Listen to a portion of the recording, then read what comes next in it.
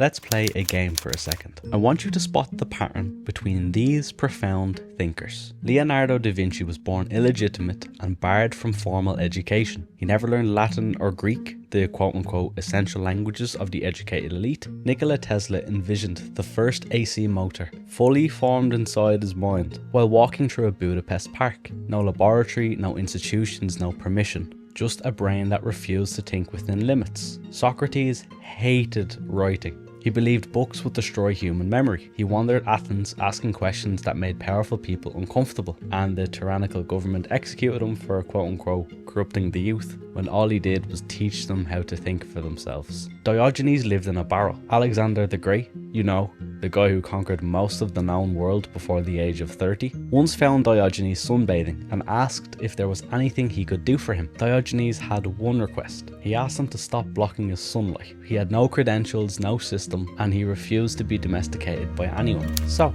did you spot the pattern? Formal education called every one of these thinkers a failure. But why? The education system rewards you for hoarding facts. It rewards you for memorizing names, dates, and statistics. It rewards you for complying with a curriculum you did not choose. And worst of all, it tests you on these metrics inside an exam hall, then releases you into the world that tests you on none of them. Life is lived in the arena, not classrooms. I'm speaking a lot from personal experience here because I played this game and won it. I set the grades record in my school back in 2022. In my secondary school, I'm out of school like, I don't know what, like 4 years now? And there's absolutely no way of saying that without sounding arrogant, I apologise. But I forced myself to rote memorise everything. Chapters ticked off, pages of linear notes per week, memorised word for word, hours logged like a factory worker. And you know what I learned?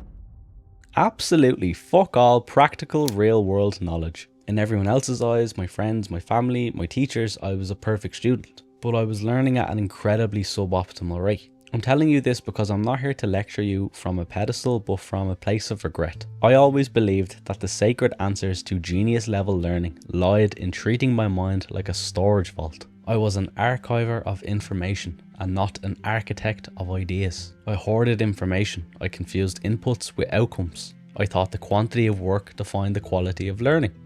And it doesn't. The system rewards motion, not mastery. Think back to the names that I listed out at the start of this video. They didn't let their curiosity get shut down, their interests get restrained, or their agency get controlled. You shouldn't let the outcomes of your schooling determine the outcomes of your life, ever. Now, just before we begin, I just want to do a little quick announcement that I have a new self-education guide that is out at the minute. I will leave a link to it down in the description below if you'd like to check it out. But yeah, let's get into the video. Physics is fucking harsh. Something either happens or it doesn't. A bridge holds or it collapses. You lift the weight off the floor or you don't.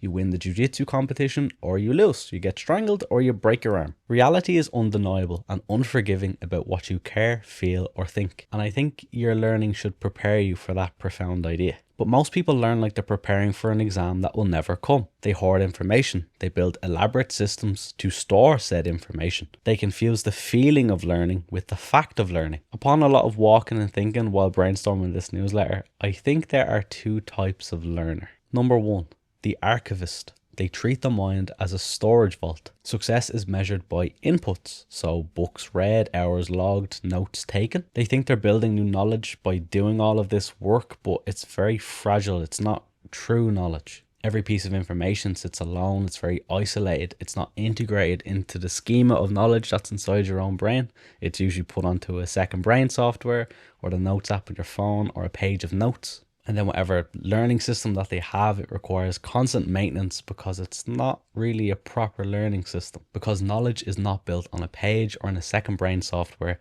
It's built inside your own mind, and that's where all the information should be going, nowhere else. The second type is the architect. They treat the mind as a spider's web. Success for this type of learner is measured by outputs. Problem solved, projects completed, reality influenced. Learners who are architects focus on building webs of knowledge inside their own brain. And here's the thing, a well-built web doesn't get bigger and more complex over time. It gets smaller, denser, and more general. Most people are in the first group. They are archivists, and I was one when I was in school. My geography and Irish classes were spent copying notes off the projector into our hardback copies that we could return to later on at some other point for revision, but nobody asked the question as to why couldn't we have just been given the notes directly off the slides to revise at some other point. Because the system conflates motion with mastery. Chapters read, thousands of words of linear notes written, 4 to 6 hours of studying completed after school and not a second less. None of this focuses on the knowledge that's ultimately being built inside your own brain.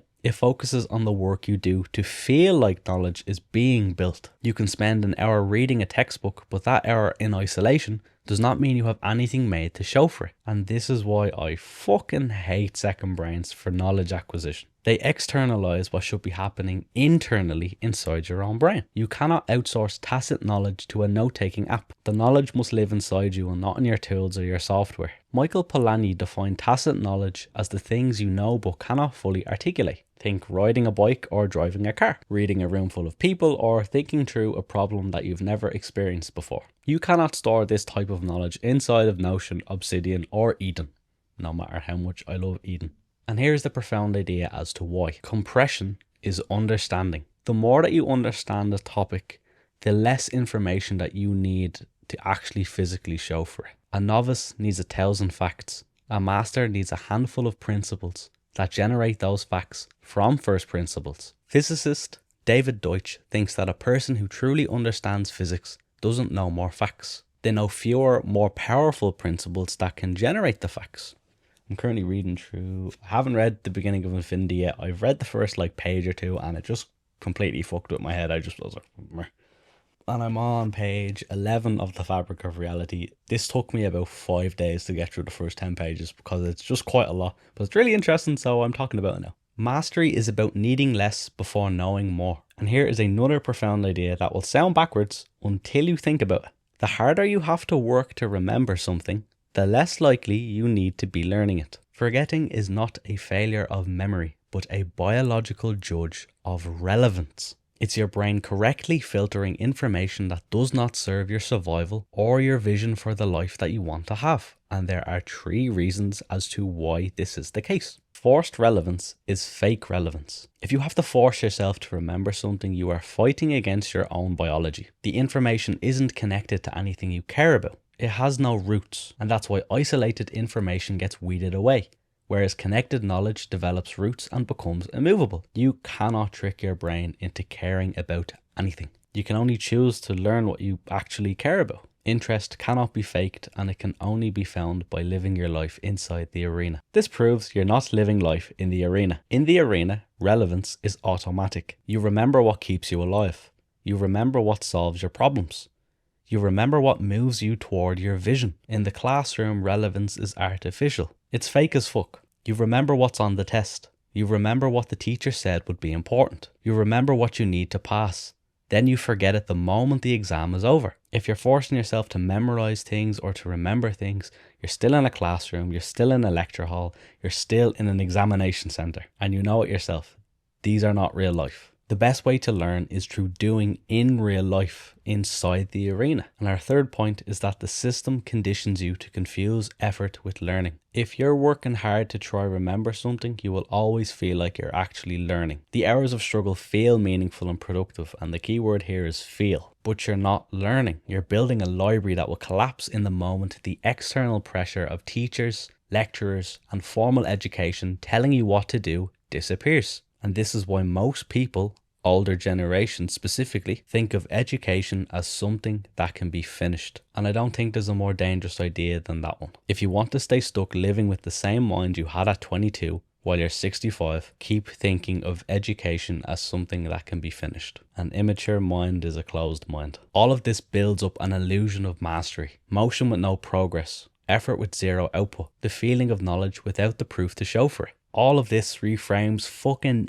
everything, which is really good news. You do not need a better note-taking system. You don't need a second brain, and you don't need to read 52 books a year. Just stop hoarding information and start building a mind that can survive the unforgiving nature of reality, because physics like these books, won't test you with an exam inside a classroom. Now, let's talk about the profound self-education plan. The goal here isn't to lock yourself away from life studying for 12 hours a day. What you want is agency, the capacity to walk into any domain of life, identify what matters, learn it without permission, and build something that didn't exist before. This isn't so much a curriculum, but a calibration tool. These principles are going to compound across time if you keep using them inside the arena as you're living your life and trying to solve problems every day. So before we get into the plan, I want you to carefully pay attention to this analogy I'm about to explain that makes this entire plan work. Imagine someone who wants to learn guitar. The archivist, struggling to play a C chord,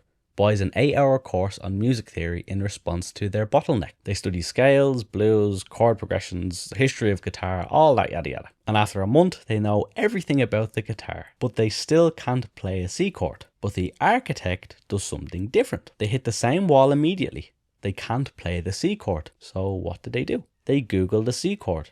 They learn it. They try to play it in a song. Now they hit a wall again. This time it's a G chord. They look that up. They learn it.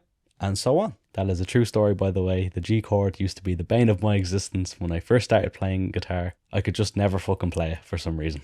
That is the whole self-education philosophy inside of a single analogy. You don't learn, then build. You build, then learn only what you need, only when you need it. And here is how. Step 1. Let interest guide you. Most self-education advice starts with goals. I think that's backwards. Goals are logical. They come from your conscious mind. They're often borrowed. Things you think you should want because someone else wanted them. Whereas fascination is biological. It has more depth than logic. It's your subconscious mind telling you where your leverage lies. If it entertains you now but will bore you someday, it's a distraction. Keep looking.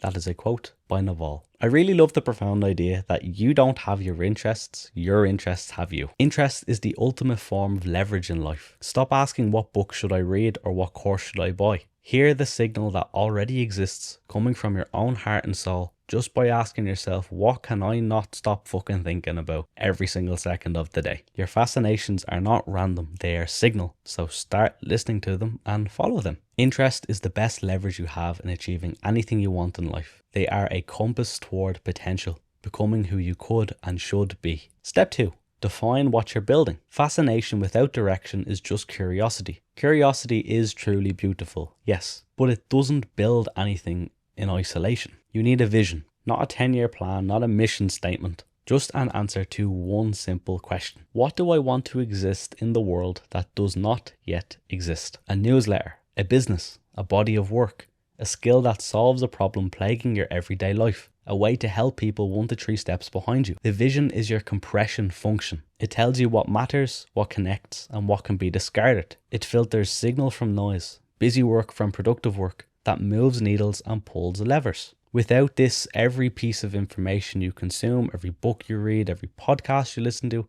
it's all going to feel equally important. And if you try to learn everything, you will learn absolutely nothing. I think fully digesting that profound idea will make you realize that 95% of the information you consume on a daily basis is an absolute waste of time.